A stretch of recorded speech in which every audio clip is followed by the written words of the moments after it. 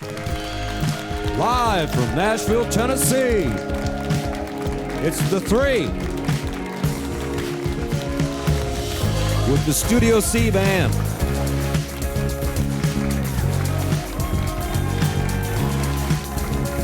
And here's your host, Lara Smith.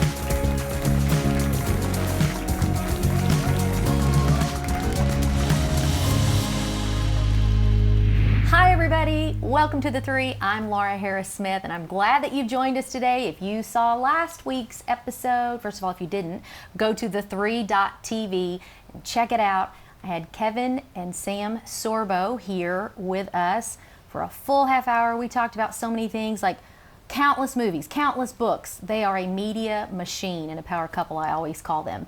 But at the end, I begged Sam to stick around because I wanted to do a whole other show with her. So welcome back, Sam. Thank you for giving my viewers another inside glimpse, because you are your own force of nature. So I'm gonna take this whole half hour and pick your brain a little bit. We both are homeschooling moms.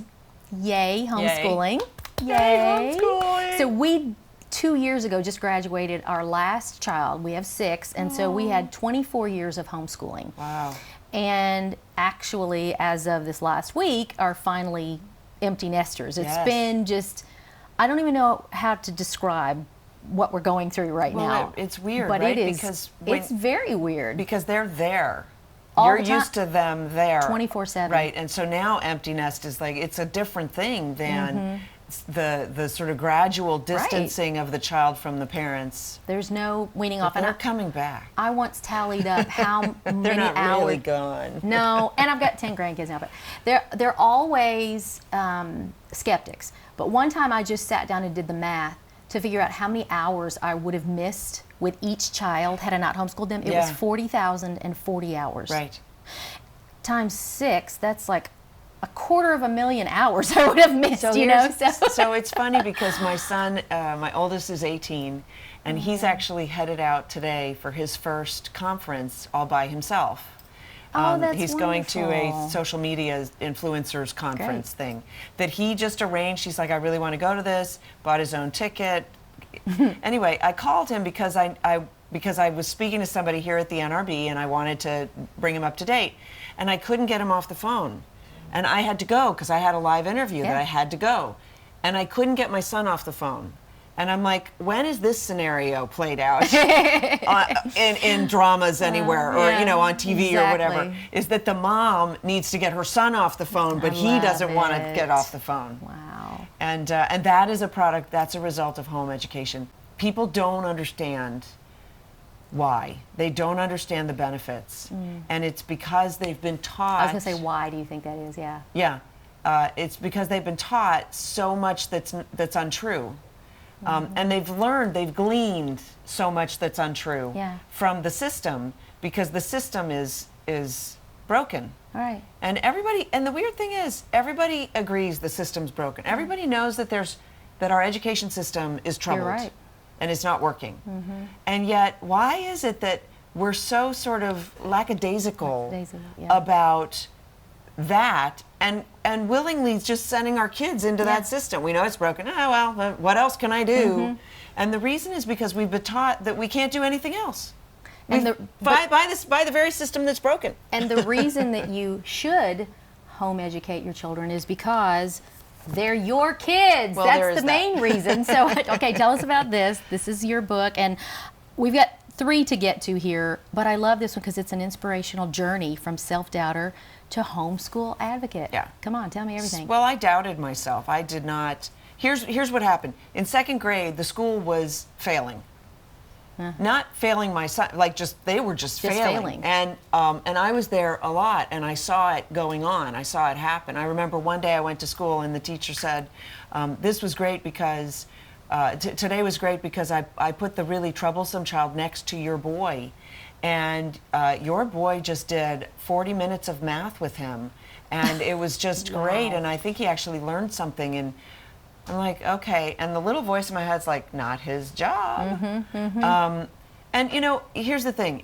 It's not just that. It's that and the other thing and the other thing. And it just all added put together, up. It does. And he wasn't learning. And I didn't like the stuff that he was being given to learn, particularly. And I was just like, wow, I can fail better than that. Oh, that's a perfect way to put it, because Tennessee, when I started homeschooling 25 years ago or whatever, it was 48th in the nation on the list of, education. And I thought, I can do better than that. Right.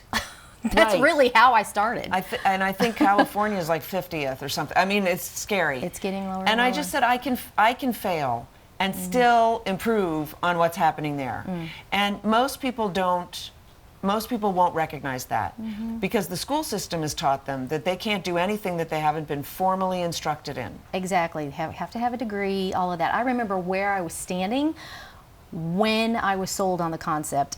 God had planted different homeschoolers in my life. I wondered if it was legal, and this is back in the day. And I just, in the 90s, thought, I'm not educated enough, all of those things, And then one day, I went to pick up my children. They were, a friend also had 6 children. We were in a babysitting co-op. And you'd trade for points. Well, she had 6 and I had 6, so it just made perfect sense. We got equal points. I'm standing there. I walk in. She's homeschooling. And I said, tell me why I should do this. And she said, oh, well, I only have to do it in the state of Tennessee, 180 days a year, 4 hours a day. I didn't hear anything she said after that. She kept talking. I was like, I can do that. I can totally do that. Right, that I can do. And I have never regretted it. No. I mean, not one single day have I regretted it. What is your greatest blessing that's come out? And you still got some in school. So what is your greatest blessing that you feel like being a homeschool mother? The relationship I have with my children. The relationship they have with each other. The relationship they have with their father. And the Lord. The relationship between the parent and the child is compromised by the school. And the biggest problem, I used to say that the school pushes a wedge between the child and the parent. And the biggest problem is that the school necessarily challenges the authority of the parent. And when the school, and successfully, necessarily and successfully. Now, describe what you mean by that. Well, the school tells the child, for instance, Common Core that's just come down. Okay. Now, I have to, the caveat is this. Oh, we're not doing Common Core anymore. Oh, really? Did you buy all new textbooks? Yeah. Or did you just put a sticker over the little sticker that said that it was Common Core, right? So Common Core math, and in fact, it's in here, because this is a highly researched book. The first part of the book is why you should homeschool, because this is how bad the schools are. Okay, good. And the second part is how I got it done. So this is some of the Common Core math. Wow. I did this so that you could see. Now, mind you, I should have done it by hand, right? Because they're asking the kids to do it by hand. True. Now, picture a fourth grader trying to do this and keep all the lines appropriate, everything, and what you do is that's a number, and then that's a number, and you multiply them. Just multiply them. And then you go down on the diagonals, and then you get a number out here, and that's your answer. You get the sum. And the kid comes home and he says, Daddy, you have to help me with this. Right. And Daddy says, this makes absolutely no sense to me. Yeah. And the kid goes, wow, you're stupider than a fourth grader. I see what you mean then, okay. And the dad says, well, let's do the standard algorithm. That's worked for centuries. I don't know why we would change it. And the kid says, no, Daddy. Teacher says I have to do it this way. And the wedge comes. And the wedge comes. We don't, as parents, we don't understand what we're sacrificing when we put our children on the altar of public education. We don't understand it. And so I'm trying to raise awareness. And biblically speaking, there was a group of godless people who sacrificed their children to the great god Molech. And that's what we do. We are sacrificing our children when we just put them into an education system that's going to, first of all, not educate them properly, but secondly, really divide them in their home, in their relationship with the Lord, and at the end of their lives, when they stand before God, it's not going to be with their academic records in their hands. It's going to be with their heart. So when we come back from the break, I want you to tell us, we got 2 more books to cover here. That's all right. This woman's a machine, and so I do want to talk about that. I love what you just described. So if you want to hear more, you need to stick around. I have a great story. All right, I'm sure that she does, so don't go anywhere. We'll be right back, guys. Hi, I'm Lara Smith, inventor of Quiet Brain Essential Oil Blend. You know, if you would have told me 2 years ago when I was mixing that very first little bottle that we would have thousands of customers from all over the world and that we'd have to quadruple our staff to keep up with the demand produced by our international TV infomercial, I'm not sure I would have believed you. And if you told me I'd be hearing regular testimonies of improved sleep, reduced stress, migraine relief, even help with other neurological challenges like seizures, PTSD, tremors, muscle spasms, even anxiety, well, I probably would have cried. And sometimes when I'm reading the Quiet Brain testimony, I do. But if you would have told me 1 year ago when we introduced our Quiet Brain Variety Gift Box that it would become the biggest selling item on our online store at quietbrainoil.com, I would have said, I believe it. The reason is because I created the gift box to be the perfect combination of all of our Quiet Brain products. The oil itself for topical use on the skin that contains only certified pure oils that can cross the blood-brain barrier and bring speedy relief and neurological support. And our aromatherapy line with our Quiet Brain shampoo and conditioner, candles, inhalers, all of which use the nasal passages to gain direct access to the limbic brain, which is the emotional center of the brain. So whether you need to use Quiet Brain topically or aromatherapeutically, the Quiet Brain gift box has everything that you need. And now we've given our gift box an upgrade without increasing the price. It now comes with our satin Quiet Brain Sleep Eye Mask. Just put a few drops of oil on the nose guard and you're on your way to enjoying a good night's sleep. And it all comes packaged in a beautiful gift box and delivered to the destination of your choice or sent to you so you can use it for 7 different gifts or keep a few for yourself. When sold separately, the items in the box are $160, but you're getting it for $135. That's a $25 savings, meaning that you're getting the nasal inhaler and the shampoo and conditioner for free. The Quiet Brain gift box comes with 1 Whisper Quiet Nightlight diffuser with 16 color options and intermittent mist options, 1 dropper bottle of Quiet Brain, 1 Quiet Brain nasal inhaler, 1 Quiet Brain candle, the satin sleep eye mask, and your healing shampoo and conditioner. And remember, both are color safe, aloe enriched, paraben and sulfate free, loaded with wonderful ingredients like unscented coconut oil, olive oil, sugar beet betaine, and of course the Quiet Brain blend with its 8 essential oils like lavender, frankincense, myrrh, sandalwood, and more. We get repeated testimonies of both being used with great effectiveness during headaches for pain relief. So go to quietbrainoil.com to order. Quiet Brain is a great gift for any time of the year, but especially for seasons like these that bring additional stress. Give the gift of health and peace this year. Give the gift of Quiet Brain.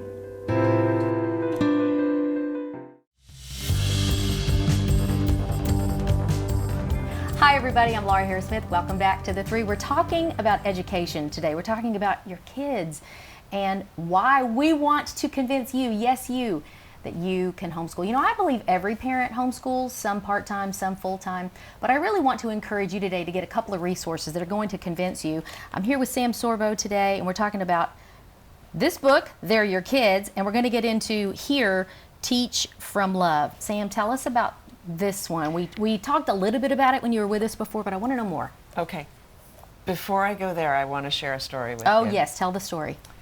A friend of mine had a friend who called him and asked him to come to her abortion. Oh. Because she had gotten knocked up and she didn't know what to do about the baby. Wow. And he said, I don't believe in abortion, so I can't do that. But I will tell you that you are about to kill the greatest love story you will ever know. This was a man who didn't have children. Wow. And she kept the child. And it was the greatest love story that she ever could have known. And it was hard. But sometimes the things that are worth it are the hardest, right? That's exactly right. And my point is that you have your children. We worked very hard to have children. In fact, I go into that in True Faith. I didn't know. That's right. We battled infertility, likely as a result of my husband's strokes.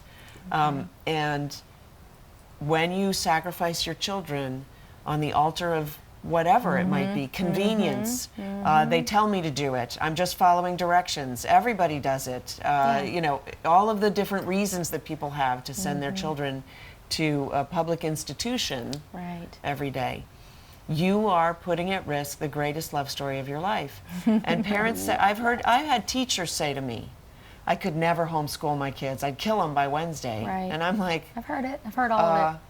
Do the parents of the kids in class with you know that you say that about your own children? The reason is because your relationship's been tampered with by the institutions. So true. You can't send your child into that environment, into any other environment, and expect them to come back unchanged. That's right. And so, so that's what I have to say about home education. There's so many benefits that people have no idea, but they can't get over that one hurdle of, well, I've been taught that I can't do anything that I haven't been formally educated on.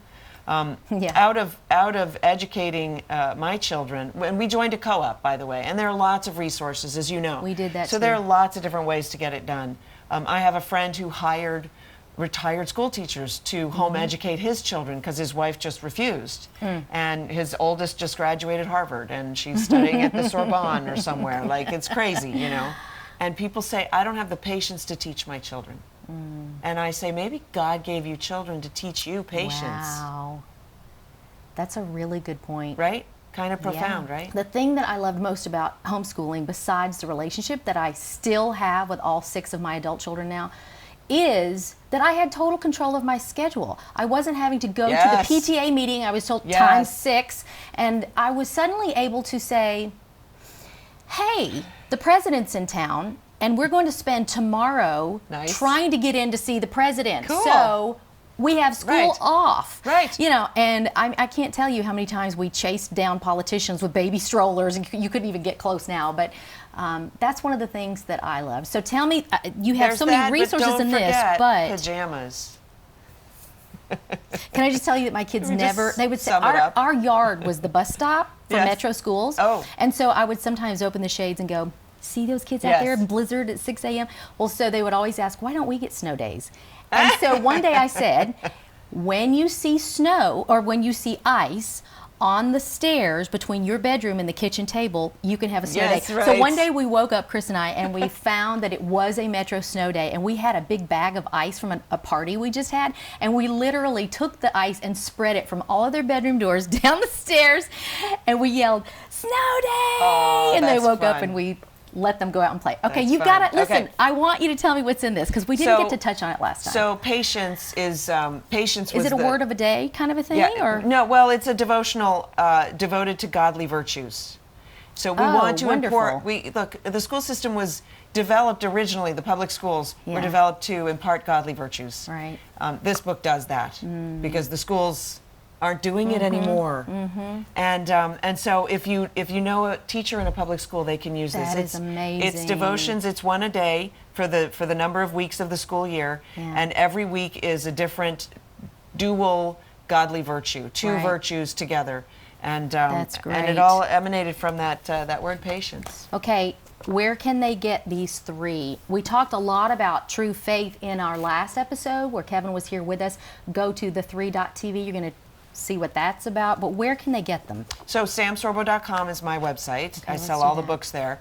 kevinsorbo.net. They're also available on Amazon. If you go to the websites, though, we will personalize it if you'd like. And yeah, I do that with I had kevinsorbo.net. somebody ask me one time, you're still doing all of your own order fulfillment? I said, well, I have people working for me, but yes, I pray over and sign every single book. It is my only point of contact with people. When we come back, we've got to get into your podcast. You're on the political scene.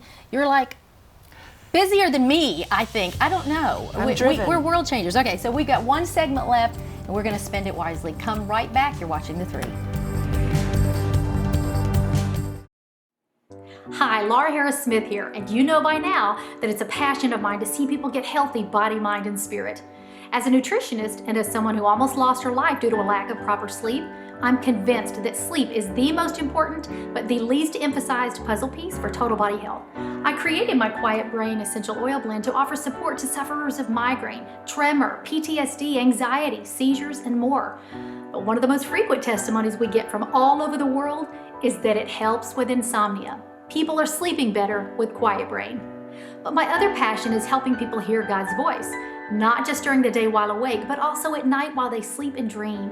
And that's why I wrote Seeing the Voice of God, what God is telling you through dreams and visions. And now my two worlds, that is author and inventor, really come together on this topic of sleep and dreams through my Sweet Dreams package.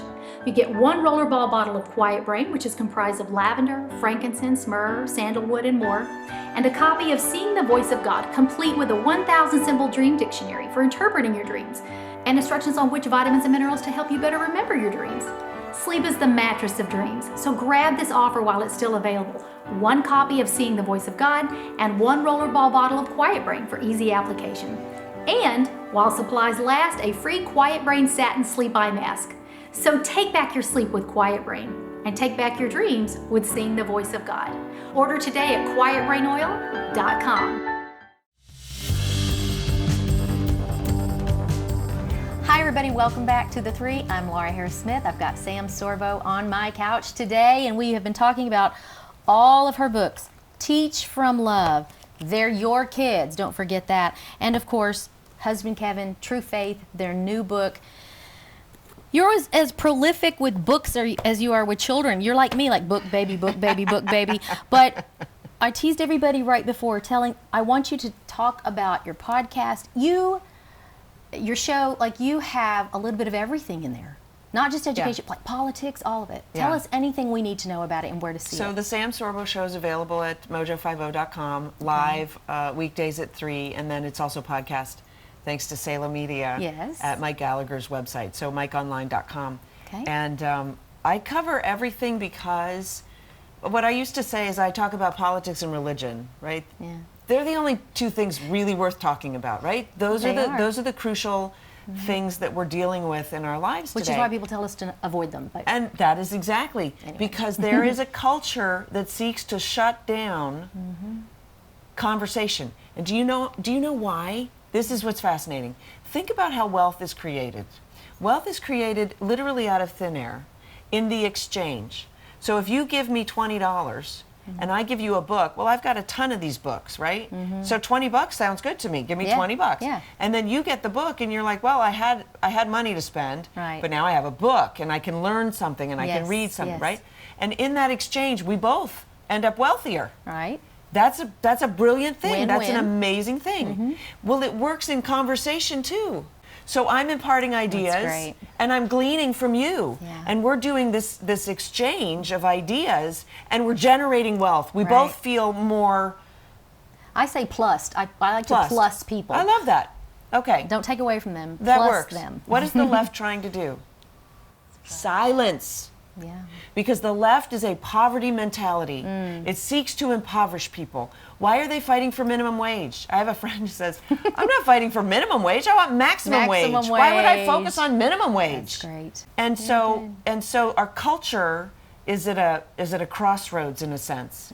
Because these two worldviews are now battling. And the leftist worldview seeks to shut down the conservative worldview, the religious worldview. Right. And we can't allow that to happen. So I had the opportunity through a fluky thing. It's quite a. I should write that story actually. To have a nationally syndicated radio show.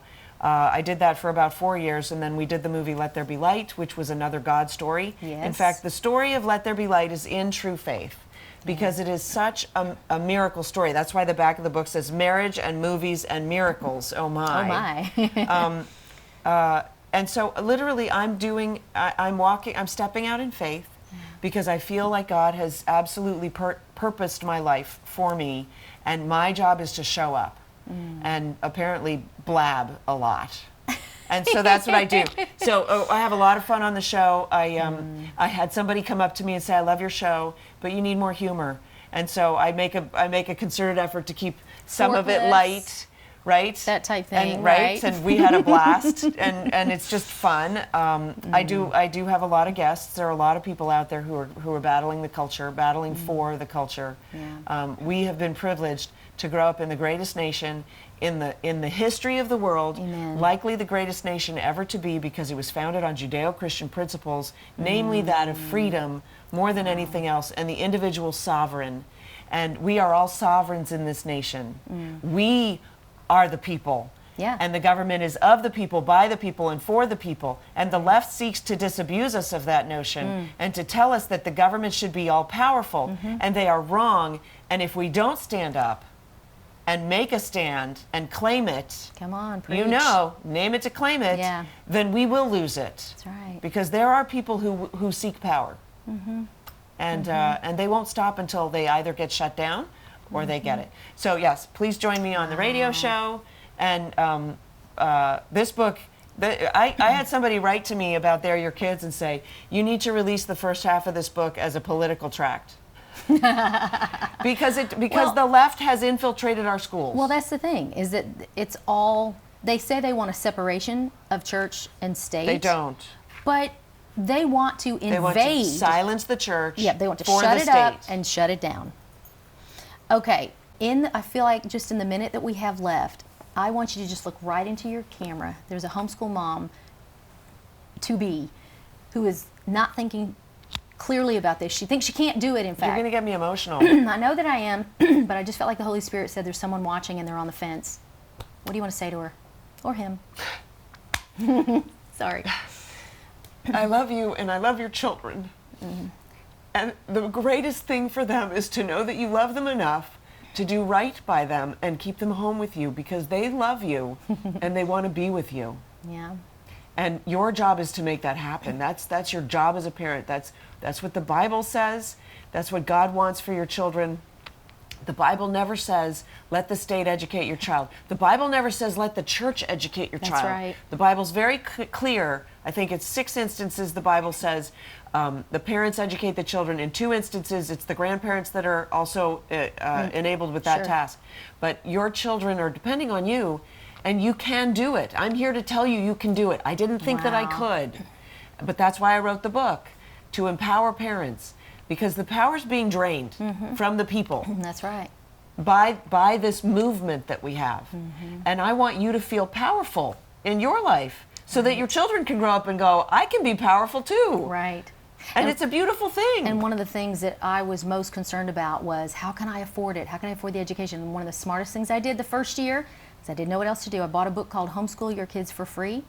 Yeah. And literally it listed hundreds, at least over 100 websites of places to go for free. So my son you didn't actually, even have to. You had to buy the book. You don't even have to buy the book. The website's for free. The websites are for free, and he did his. I had one child who was doing their math from a college in New Zealand, one who was doing English on a Harvard. Now they didn't know who he was, but they post curriculum. Sam, we need another show. I think we just need to go to lunch. Like, we need to do something together. Father, give us a project.